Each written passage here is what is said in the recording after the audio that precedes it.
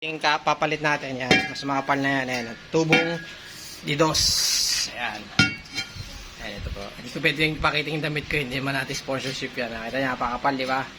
Schedule 40 po yan. Ayan. Ayan, schedule 40 po yan, oh. Mas galvanisado na siya, kaya siguradong matibay. Ayan.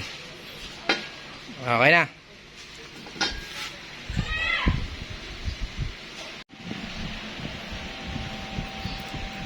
Ayan, ito na yung ginagawa natin ngayon. Yan, bulok siya. Honda Click. Ayan, dito yung galing. Ayan, bulok. Palilagyan natin ng mga jig. Ayan, ginigan muna natin sa ilaw natin.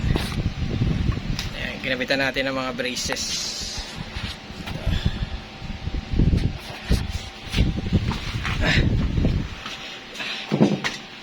Ito yung pinaka braces nya.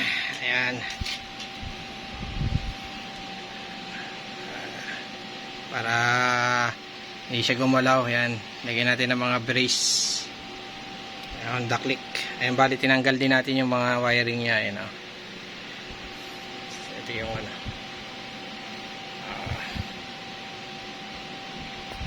Ito yung pinaka suka nung sa engine support. Ayan, dito natin talagay yan. Mas makapal yan, schedule 40. Ayan, yung tubo. Lagyan pa natin dito ng pinaka ano yan.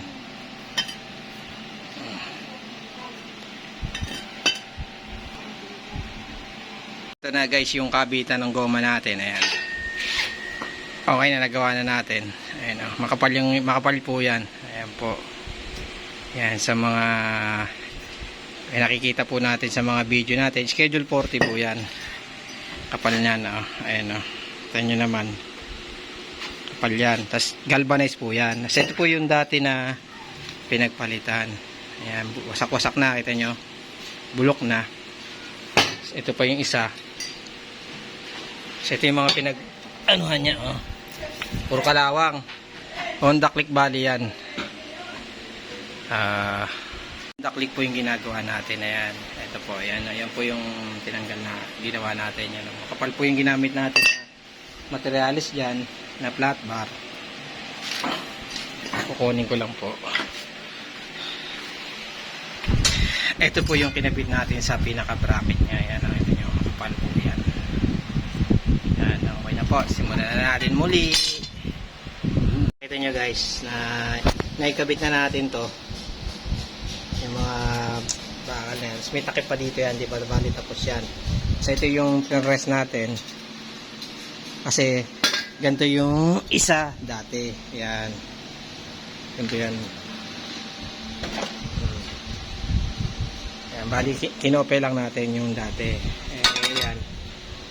Tapos ginamitan natin ng jig yan. Ayan. Nakita ko na sa inyo na ito. Pinutulan muna natin kasi i-install natin dito. Dudukto natin dito kasi may mga bracket pa yan nakakabit. Ayan.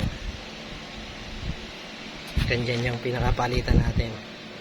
Tatapatan lang natin yan kasi kung magkano yung budget nung nagpapagawa. Tatapatan natin. Pero yung mga bulok naman na ano, tinanggal naman natin.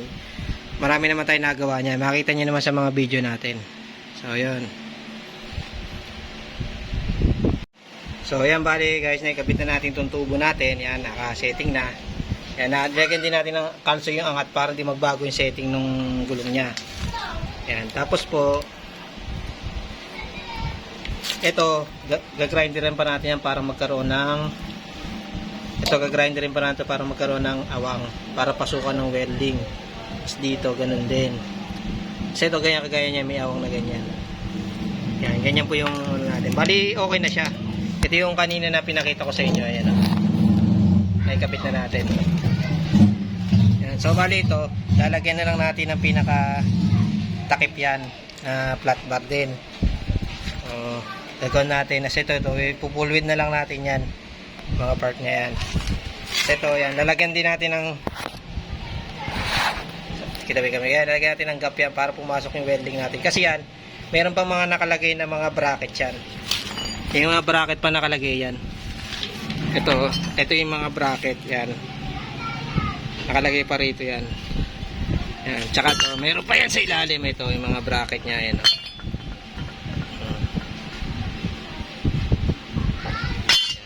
ito. Ito yung mga bracket natin. Yan. Yung nakakabit na dyan yung mga bracket na yan.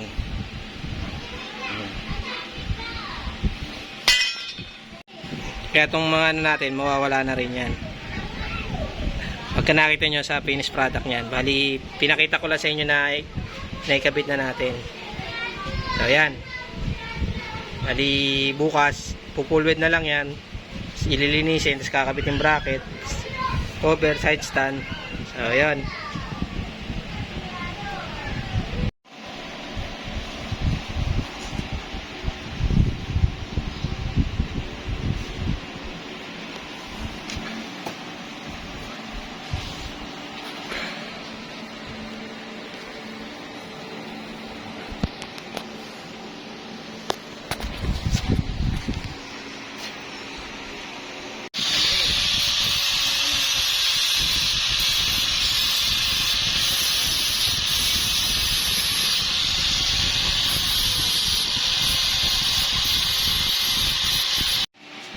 Yan, so bali yan, na-grinder na natin yan. Ito nyo, makinis na siya. Galvanisado yan, kinabit natin tubo dyan. Ito nyo, yan, pipinturahan na ng primer yan. Yan. Okay na siya, ayan, nalinis na.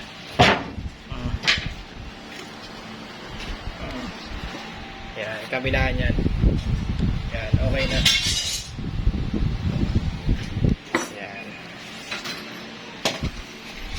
Yan, okay na. Yan, may takip na rin to. Ayan, bali okay na, pa-primer na yan.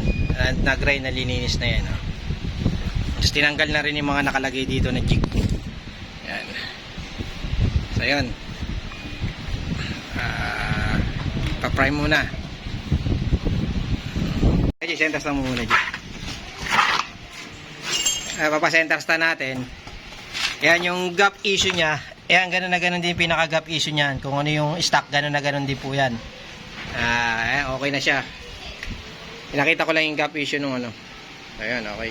Tsaka ano pala, ayan, nakita nyo, backlash dating wire, oh. Kasi computer box, tanggal din. So, ayan, bali, ni-spray na nung kasama natin. Ito nyo, ayan, oh. Rigid po yan. Pinipinturahan na. Primer gray. Ayan, primer gray po yung ginagamit natin. Pero nga pare, napakita ko lang. Ito po yung ginagamit natin dyan. Primer gray yan, Bosti. Ayan, subok na natin yan. Top coat na lang po yan pagka... Kaso patutuyuin pa yan mga bukas pa. Ayan. Ayan na, in-spray na. Bali nilihaw pa po yan bago pinturahan. Maya na lang. Yan, so bali po, tinanggal po natin yung pinaka sound effect niya kasi po masyado po siyang hindi maganda yung background niya. Bali yan na po, na primer na po natin yung pinaka ano niya, chassis niya. Ayan. Bali yan, ina-assist lang natin. So, ayan, bali, okay na po yan. Yan, nakita nyo, binaklas naman natin mga wiring niya at computer box. Doon po sa nakapanood dito ay follow naman po. And so, ayan, bali, okay na, pinturahan na yung pinaka-chassis natin. Ay, nakita nyo, super kinis na. Bali, yan, ay, durog sa salamin ko. Yan, so, bali, yan, okay na, spray na. Nakita nyo naman, medyo basa pa yan, pero natuyo na pala konti. Ayan, ito nyo, yun yung nakaraan na parang wala siyang nangyari. Kita nyo naman, yan po yung sinasabi natin na maayos po yung trabaho natin dito.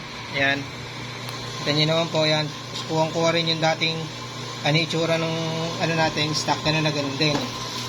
Ayan, tapos yung sasuksukan na engine support yan, okay na rin. Ayan, yung chassis natin. Ayan, ikutan natin. Tapos yung gibaling side, ayan, okay na rin. Yan, okay na ito yung pinaka-takip niya, mayroon na rin. Tapos ibipit na lang natin mamaya. Tapos yung mga bracket niya, yan, nakakabit na rin. Ayan, Nakita niyo parang wala nangyari. Yan. Mas makapal na po yung kinabit natin dati dyan kesa sa ano, ayan. Ito po yung materials yan. Inuulit ko po, didos po yung ginamit natin dyan na galvanize yan para hindi po siya mabulo. Kasi yung dating nakakabit niya, yung dati kasing nakakabit dyan ay GI lang. Ayan, nakita nyo naman po, ayos na. Tsaka dito pag dinala nyo, hindi po kami gumagawa ng one day build. Nakita nyo, tanggal lahat siya. Ayan o. Talagang tinanggal namin lahat, pati sa computer box, pati yung wire niya. Iniwasan natin kasi masunog. Tapos naka-jig pa po yan, kinakabitan natin ng mga jig na ganyan. Para maayos po yung pagkakaano ng chassis. Tapos yung kahan yan, fit na fit din po yan. Hindi po tayo gumagawa ng hindi maayos ang trabaho. So yan, okay na po. So yun, okay na yung motor. Naikabit na yung pinakakahan niya. Ayan, nakita nyo. Ayan, nakita nyo. Wala po siyang gap issue. Ayan. Tapos dito, ayan o. Wala po kayong makikita gap issue dyan. Ayan. Kasi naka-jig po yan. Tapos inalay natin maigi, no? I-request natin client. Ayan.